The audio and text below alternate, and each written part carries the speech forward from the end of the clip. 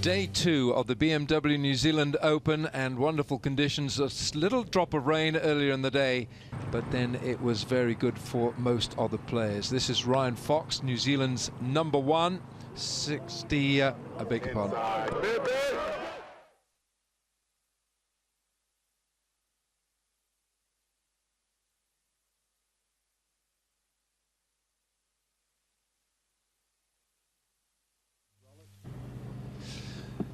Ideal conditions yet again at the Hills and Millbrook for Day 2 of the BMW New Zealand Open for 2015. Ryan Fox, New Zealand's #1. He shot a 1-under at Millbrook. This is his birdie attempt at the par 3 10th at the Hills, and he makes it to get to level par, and it was just the kickstart he needed, playing alongside the likes of Sir Vivian Richards. Michael Hendry, a 67 in round 1 at Millbrook. This is an eagle chance at 13. The tap-in birdie would take him to 3 under overall. And Ryan Fox, who took over Michael Hendry's position as New Zealand's #1, he's bidding for back-to-back birdies. This on 11, and he makes it, and he's going in the right direction at 1 under par. Marcus Fraser, the Australian, a 67 at Millbrook on Day 1. A long eagle attempt at 13. And once again, like Michael Hendry, a birdie tap-in for him to get to 7 under.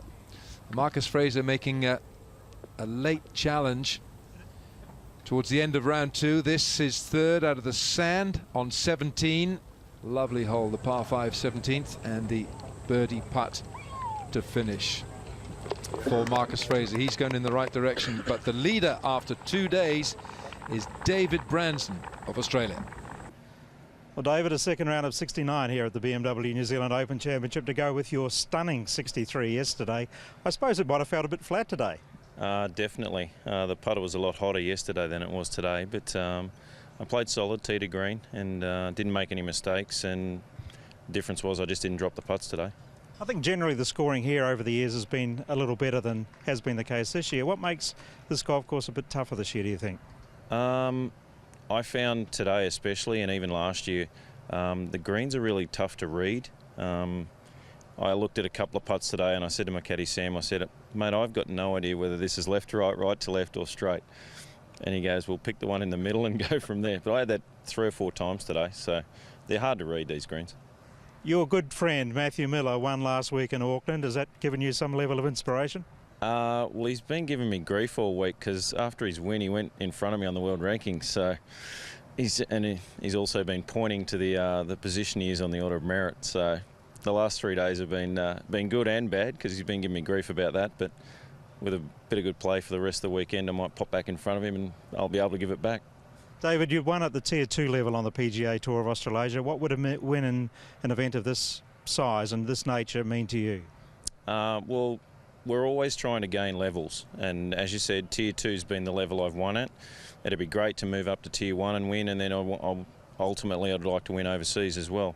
So we're always trying to progress, and it'd be a great stepping stone winning a Tier 1 Noz. Well, congratulations on your play so far. All the best for the weekend. Cheers, Bruce. Thanks, mate.